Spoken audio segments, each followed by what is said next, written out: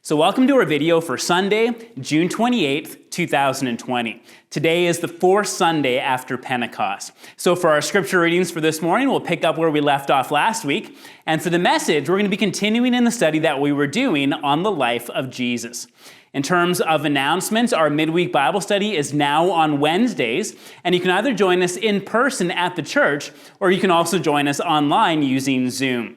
And our Zoom meeting for this morning will take place at around 10:35 a.m., depending on how fast we finish with things here at the church. And so those are our announcements for this morning. Let's get into our first scripture reading. Our first scripture reading for this morning comes from the book of Deuteronomy. That's Deuteronomy chapter 4, and we'll be reading from verses 32 to 40. So that's Deuteronomy chapter 4 and verses 32 to 40, and this is what God's word says. Ask now about the former days, long before your time, from the day God created human beings on the earth.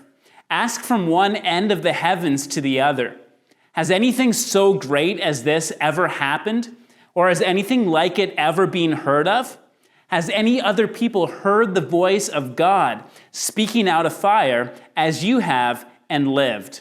Has any God ever tried to take for himself one nation out of another nation by testings, by signs and wonders, by war, by a mighty hand and an outstretched arm, or by great and awesome deeds like all the things the Lord your God did for you in Egypt before your very eyes? You were shown these things so that you might know that the Lord is God. Besides him, there is no other. From heaven, he made you hear his voice to discipline you. On earth, he showed you his great fire, and you heard his words from out of the fire. Because he loved your ancestors and chose their descendants after them, he brought you out of Egypt by his presence and his great strength, to drive out before you nations greater and stronger than you, and to bring you into their land and to give it to you for your inheritance as it is today. Acknowledge and take to heart this day that the Lord is God in heaven above and on the earth below. There is no other. Keep his decrees and commands, which I am giving you today, so that it may go well with you and your children after you, and that you may live long in the land the Lord your God gives you for all time. And our second scripture reading for this morning comes from the book of James. That's James chapter 1, and we'll be reading from verses 19 to 27. So that's James chapter 1 and verses 19 to 27. And again, this is what God's word says. My dear brothers and sisters, take note of this. Everyone should be quick to listen, slow to speak, and slow to become angry, because human anger does not produce the righteousness that God desires. Therefore, get rid of all moral filth and the evil that is so prevalent, and humbly accept the word planted in you, which can save you. Do not merely listen to the word and so deceive yourselves. Do what it says. Anyone who listens to the word but does not do what it says is like someone who looks at his face in a mirror and after looking at himself goes away and immediately forgets what he looks like. But whoever looks intently into the perfect law that gives freedom and continues in it, not forgetting what they have heard, but doing it, they will be blessed in what they do. Those who consider themselves religious and yet do not keep a tight rein on their tongues deceive themselves, and their religion is worthless. Religion that God our Father accepts as pure and faultless is this: to look after orphans and widows in their distress, and to keep oneself from being polluted by the world. And our final scripture reading for this morning comes from the Gospel of Matthew, Matthew chapter 7, and we'll be reading from verses 24 to 29. So that's Matthew chapter 7 and verses 24 to 29, and this is what God's word says. Therefore, everyone who hears these words of mine and puts them into practice is like a wise man who built his house on the rock. The rain came down, the streams rose, and the winds blew and beat against that house, yet it did not fall because it had its foundation on the rock. But everyone who hears these words of mine and does not put them into practice is like a foolish man who built his house on sand. The rain came down, the streams rose, and the winds blew and beat against that house, and it fell with a great crash. When Jesus had finished saying these things, the crowds were amazed at his teaching, because he taught as one who had authority, and not as their teachers of the law. So today we're continuing in the study that we've been doing on the life of Jesus. And the topic that we're going to be taking a look at today is the miracles that Jesus was famous for doing while he was here on this earth. So when we take a look at what the New Testament has to say about Jesus, especially in the Gospels, but also in the book of Acts, I think it's pretty clear that one of the main reasons why Jesus was able to make such a big impact while he was here on this earth is because of the miracles that he did. Now, based on the information that we have from the New Testament, I think it's pretty clear that Jesus must have been a pretty amazing teacher. In fact, in Matthew chapter 7 and verses 28 to 29, it says that the crowds were amazed at his teaching because he taught as one who had authority and not like the teachers of the law that they were used to hearing. So I think it's pretty clear that Jesus must have been an amazing teacher. But even though that's the case, I think the New Testament is absolutely clear about the fact that the main reason why Jesus was able to draw so many people to himself, the main reason why he was able to attract such big crowds, is because of the miracles that he was famous for doing. So listen to what it says in Matthew chapter 4 and verses 23 to 25. Matthew chapter 4, verses 23 to 25, it says, Jesus went throughout Galilee, teaching in their synagogues, proclaiming the good news of the kingdom, and healing every disease and sickness among the people. News about him spread all over Syria, and people brought to him all who were ill with various diseases, those suffering severe pain, the demon-possessed, those having seizures, and the paralyzed, and he healed them. Large crowds from Galilee, the Decapolis, Jerusalem, Judea, and the region across the Jordan followed him.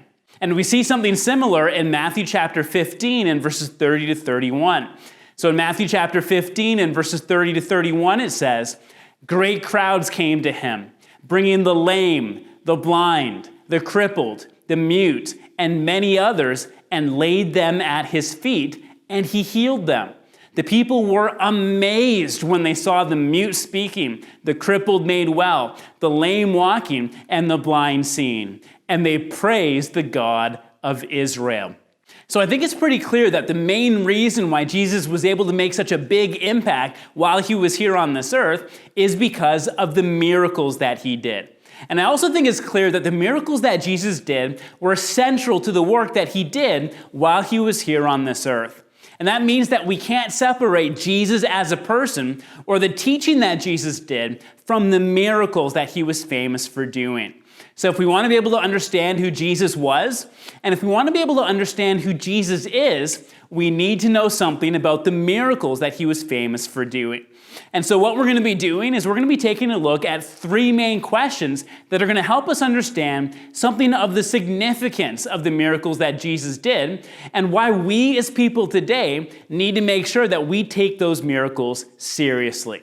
And so that's our plan for today. Let's get right into it. So the first question that we need to take a look at is this. What exactly do we mean when we talk about a miracle? Now, the reason why that's an important question to ask is because very often people use that word miracle in a way that doesn't quite match up with what we mean when we talk about the miracles of Jesus. So sometimes when people talk about miracles, they're talking about something that happens every single day, but when you think about it a little bit more carefully, it's actually pretty amazing that that kind of thing happens. And probably the best example of that when people use the word miracle in that sense is when they talk about the miracle of childbirth. Now, childbirth definitely is something that is amazing when you think about it, but that's not quite what we mean when we talk about miracles in the context of the miracles of Jesus. And there are other times when people use that word miracle when they're talking about something good that's happened that's extremely unlikely or extremely improbable, but when it really comes down to it, it isn't actually impossible. So if someone ends up surviving a really severe car crash, very often people will say that it's a miracle that that person survived, or it's a miracle that that person wasn't killed. But again, that's not quite what we're talking about when we talk about the miracles that Jesus did. So if that's the case, what do we actually mean when we use that word miracle in the context of Jesus doing miracles? Well, here is a good definition for what we mean by the word miracle. A miracle, in the way that we're using the term, is when God or some kind of other supernatural being causes something to happen that would have been absolutely impossible if things were simply left to happen on their own. So that's basically what we mean when we talk about a miracle. We're talking about something that's caused by God or some kind of other supernatural being like an angel or a demon or something along those lines. And we're talking about something that would have been absolutely impossible to happen if things were simply left to happen on their own. Not simply improbable, not simply unlikely, but absolutely impossible if things were left to happen on their own. And that's exactly the kind of thing that we're talking about when we're talking about the miracles that Jesus did. So let's take a look at a couple of examples of the miracles that Jesus did in the Gospel of Mark. And that will give us a good idea of the kinds of miracles that we're talking about. So in Mark chapter 1 and verses 40 to 45, it says that Jesus healed a man who was suffering with leprosy. Mark chapter 2, verses 1 to 12, it says that Jesus healed a man who was completely unable to walk. In Mark chapter 3 and verses 1 to 6, it says that Jesus healed a man who had a shriveled hand.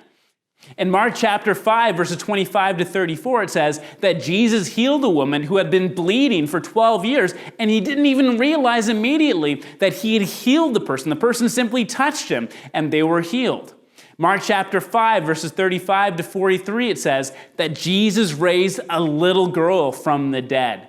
Mark chapter 7, verses 31 to 37, it says that Jesus healed a man who was deaf and who could barely speak. Mark chapter 8, verses 22 to 26, it says that Jesus healed a man who was blind.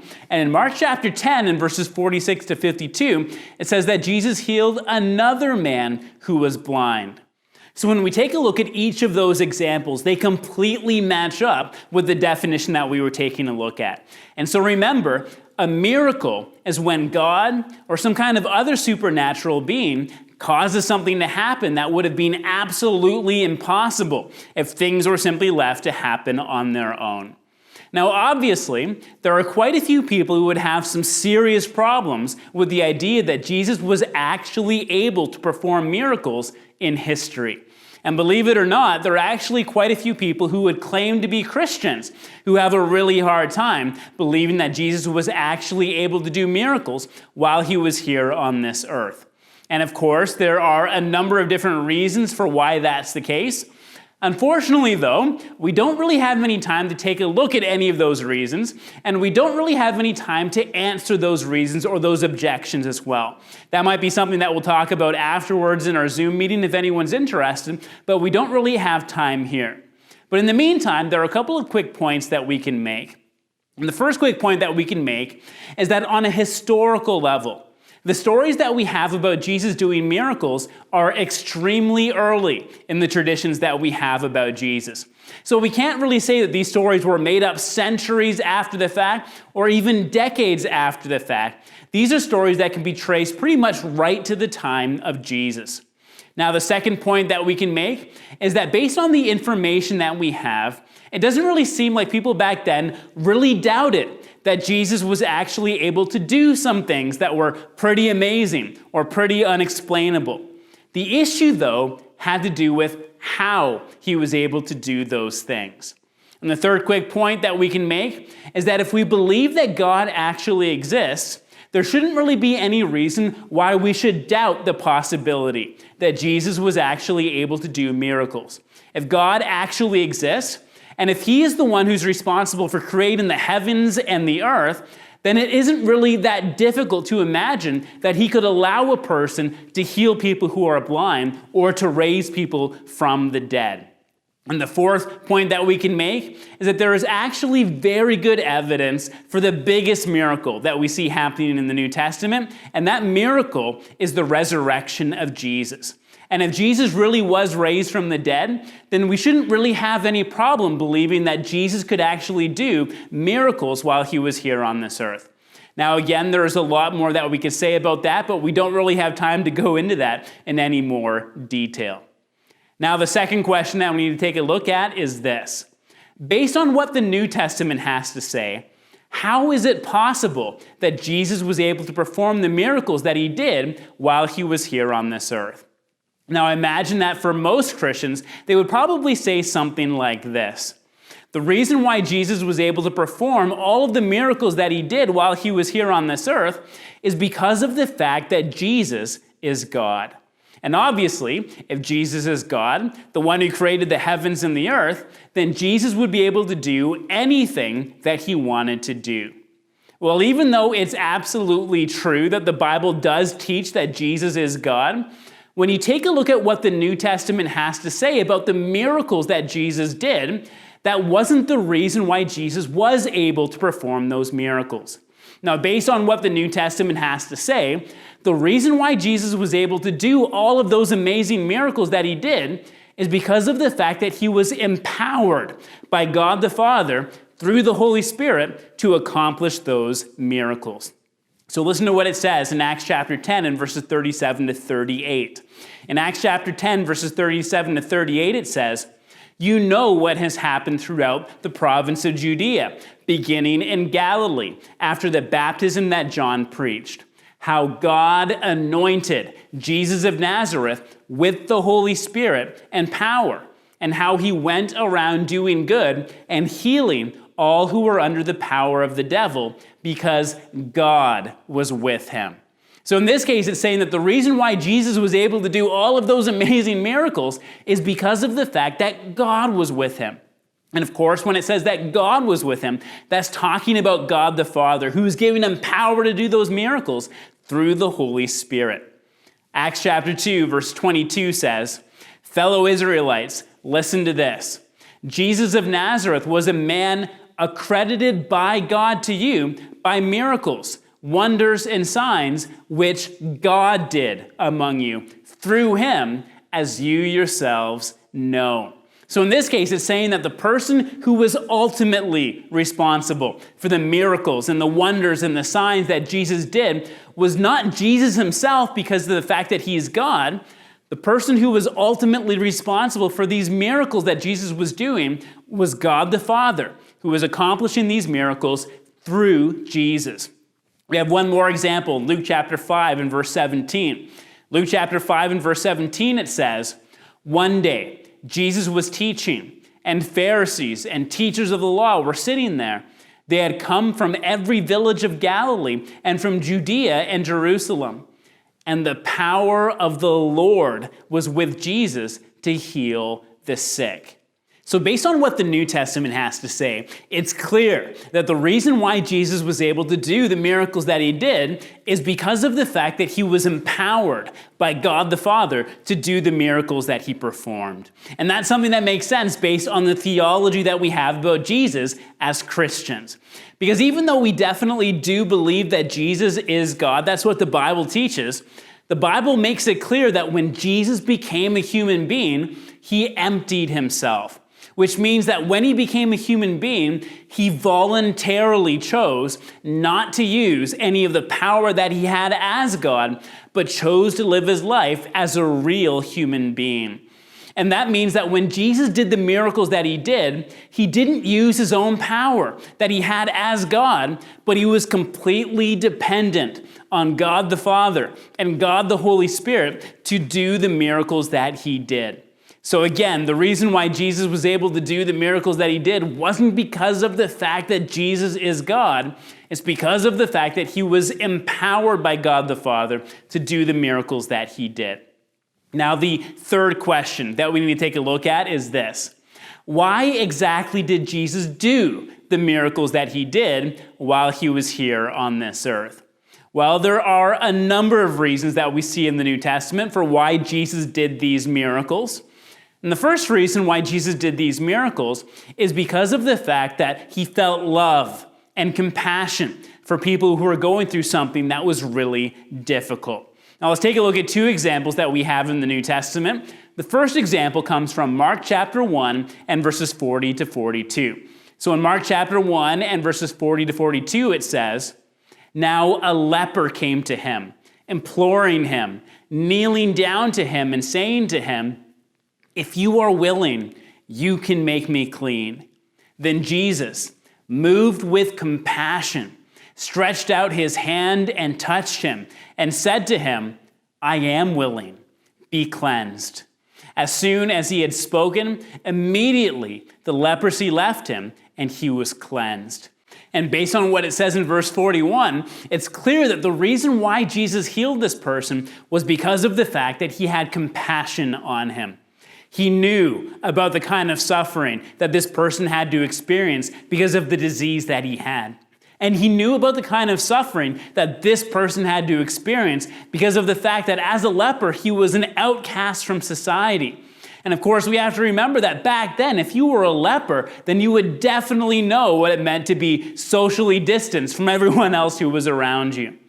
But Jesus had compassion on him, and he touched him, and he made him clean. The second example that we have comes from Luke chapter 7, verses 11 to 17. So in Luke chapter 7, verses 11 to 17, it says, "Soon afterward, Jesus went to a town called Nain, and his disciples and a large crowd went along with him. As he approached the town gate, a dead person was being carried out, the only son of his mother, and she was a widow. And a large crowd from the town was with her. When the Lord saw her, his heart went out to her, and he said, 'Don't cry.' Then he went up and touched the bier they were carrying him on, and the bearers stood still. He said, 'Young man, I say to you, get up.' The dead man sat up and began to talk, and Jesus gave him back to his mother." So in this case, it's clear that the reason why Jesus raised this young man from the dead was because of the fact that his heart went out to this widow, this person who didn't have a husband to support her and didn't have a son to support her. He had compassion on her and raised her son from the dead. Now, the second reason why Jesus did miracles was to show the kind of authority that he'd been given by God the Father. And probably the best example that we have of that is found in Mark chapter 2 and verses 1 to 11. So in Mark chapter 2 and verses 1 to 11, it says, "A few days later, when Jesus again entered Capernaum, the people heard that he had come home. They gathered in such large numbers that there was no room left, not even outside the door, and he preached the word to them. Some men came, bringing to him a paralyzed man carried by 4 of them.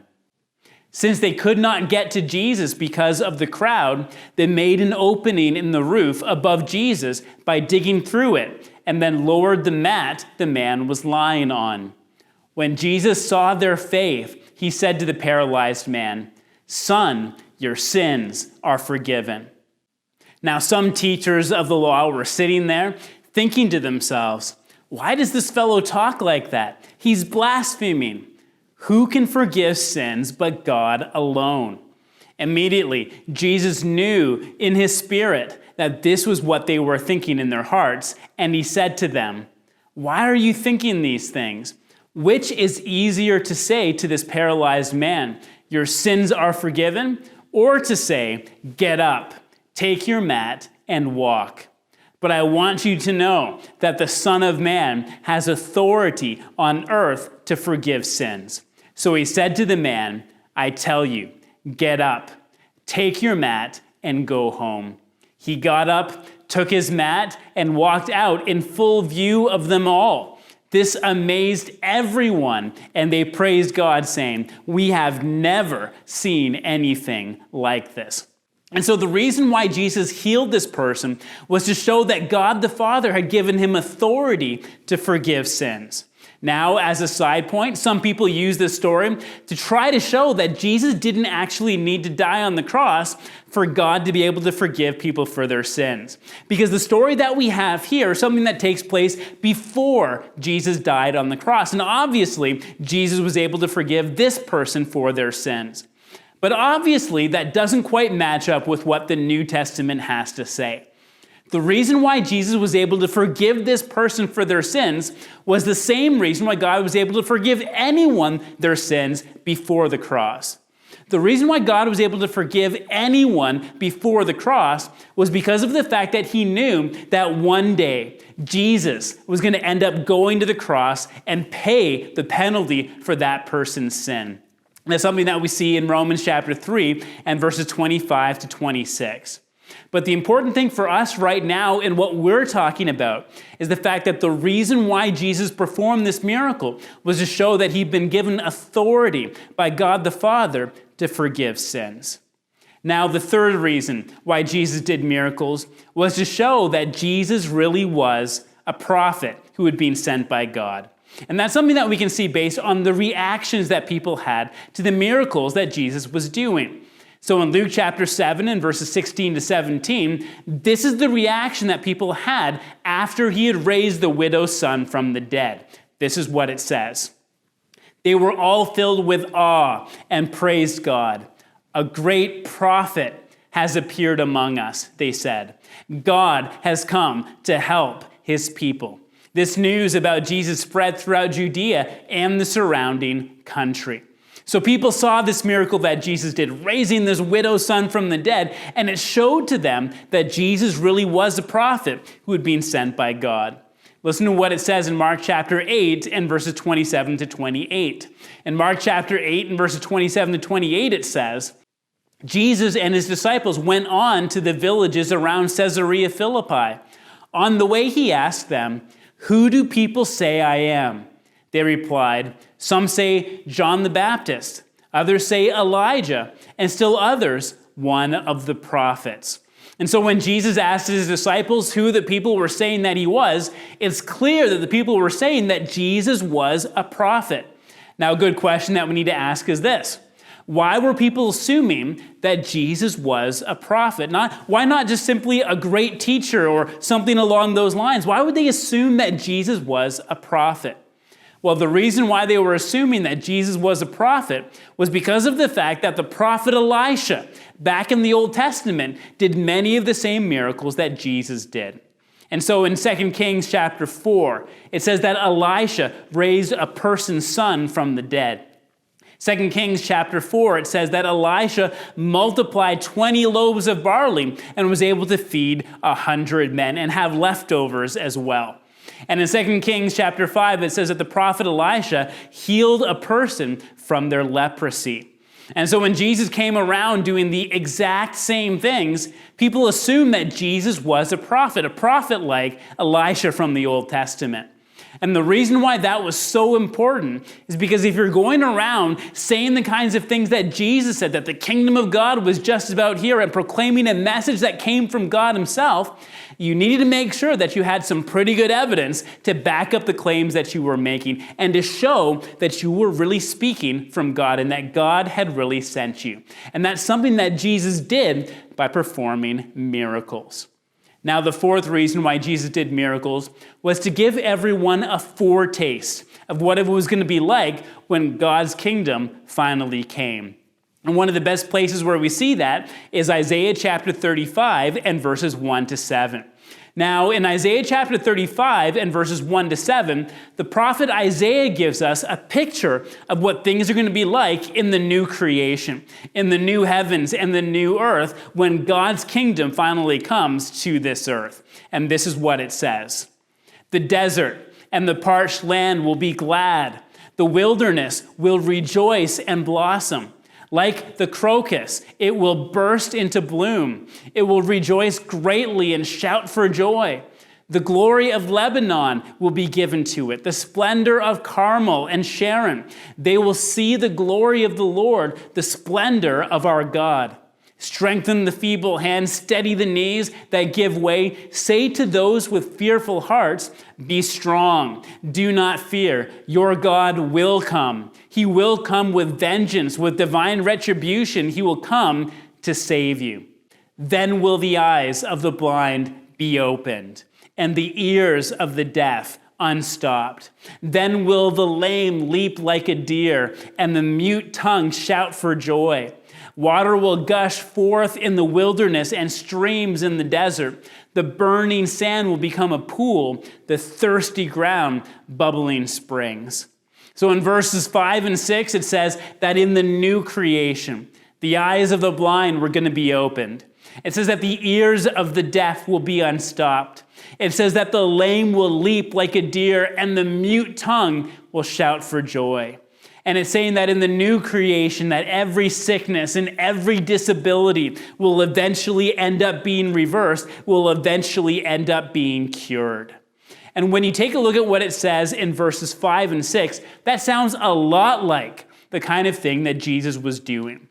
So when Jesus was healing people who are blind and healing people who were deaf, and when Jesus was raising people from the dead and doing all kinds of other miracles, at least one of the things that Jesus was doing was giving us a foretaste of what things were going to be like in the new creation, when everything was restored and when everything would be renewed.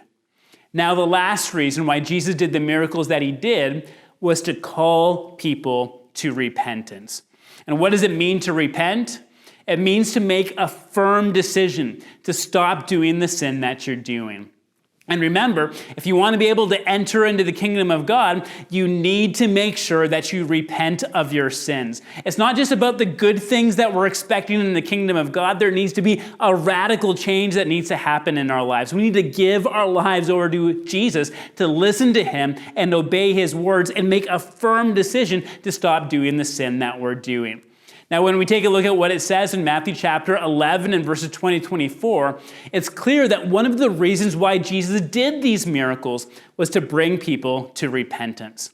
So in Matthew chapter 11, verses 20-24, it says, "Then Jesus began to denounce the towns in which most of his miracles had been performed because they did not repent. Woe to you, Chorazin! Woe to you, Bethsaida! For if the miracles that were performed in you had been performed in Tyre and Sidon, they would have repented long ago in sackcloth and ashes. But I tell you, it will be more bearable for Tyre and Sidon on the day of judgment than for you. And you, Capernaum, will you be lifted to the heavens? No, you will go down to Hades. For if the miracles that were performed in you had been performed in Sodom, it would have remained to this day. But I tell you that it will be more bearable for Sodom on the day of judgment than for you." So based on what it says in this passage, one of the main reasons why Jesus did miracles while he was here on this earth was to bring people to repentance, to bring people to the point where they were ready to renounce their sins, to bring people to the point when they were ready to make a firm decision to stop doing the sin that they were doing so that they would be ready to be able to enter into the kingdom of God. But of course, just like we saw in this passage, so many people who saw the miracles that Jesus did not end up responding to the miracles in the way that they were supposed to. They didn't end up repenting of their sins. They did not end up giving their lives over to Jesus. And even though these miracles were able to attract a pretty big crowd, for the most part, for the vast majority of people, they weren't able to bring them to the point of repentance. They weren't able to bring them to the point where they became heartfelt followers of Jesus. People loved the miracles, but they didn't love the message. People loved the miracles, but they didn't love the Messiah, at least not enough to listen to his voice and to commit themselves to serving and obeying him. People liked the benefits, but they didn't want to have their lives disturbed. They didn't want to have their lives transformed. They did not want to repent of their sins. But of course, again, the reason why Jesus did these miracles was to bring them to the point of repentance. And even though it didn't work for the vast majority of people, for us, we can take a look at those miracles and say, we need to make sure that we're ready for the kingdom of God, that we repent of our sins and follow Jesus. Well, there are a couple of things that we can learn based on everything that we've taken a look at so far when it comes to the miracles that Jesus did. I think the first thing that we can learn based on everything that we've taken a look at so far is that God really does care when we have to go through difficult things in this life. And that's something that we see in the miracles that Jesus did. Because remember, one of the reasons why Jesus did these miracles was because he had compassion on the people who were experiencing difficult things in this life. His heart went out to people who were experiencing difficult things. And even if God chooses not to deliver us right now from whatever difficulties we're facing in this life, that doesn't change the fact that God does care about what we're going through. God has the exact same attitude towards us that Jesus had towards those people that he healed during his earthly ministry. Now, the second thing that we can learn based on everything that we've taken a look at is that when God's kingdom finally does come, there won't be any more sickness and there won't be any more death. So when we think about the healings that Jesus did, one of the things that we need to think about is that one day these healings that Jesus did will be repeated, but on a much bigger scale. And we can be thankful that at the final resurrection, God will end up restoring all things. And that all of the sicknesses that we have to experience in this world, all of the suffering that we have to experience in this world, and all of the disability that we have to experience in this world, all of those things will be a memory from the past. When the new heavens and the new earth come, when God's kingdom comes, when God finally renews and restores all things. And the last thing that we can learn from everything that we've been taking a look at when it comes to the miracles that Jesus did is that we need to make sure that we repent of our sins and get ourselves ready to enter the kingdom of God. So even though the vast majority of people did not respond in the way that they were supposed to respond, we need to make sure that we respond in the right way, that we repent, that we renounce our sins, that we make a firm decision to stop doing the sin that we're doing, to make ourselves ready to enter the kingdom of God. And so the question that we need to ask ourselves is this: are we willing to give our lives over to Jesus? Are we not just impressed by the miracles, but are we willing to submit ourselves to the message as well? Well, if we want to be in God's kingdom, we need to make sure that we make that decision to repent of our sins, to give our lives over to him. And when we do that, we'll be able to see all of these miracles, all of the bad things in this world changed and restored as God's kingdom comes to this world. So we'll just finish our time with a benediction. May the Lord make your love increase and overflow for each other and for everyone else. May he strengthen your hearts so that you will be blameless and holy in the presence of our God and Father when our Lord Jesus comes with all his holy ones. Amen. Well, we're going to have our Zoom meeting right now. And for everyone who can't join us, we'll see you next time.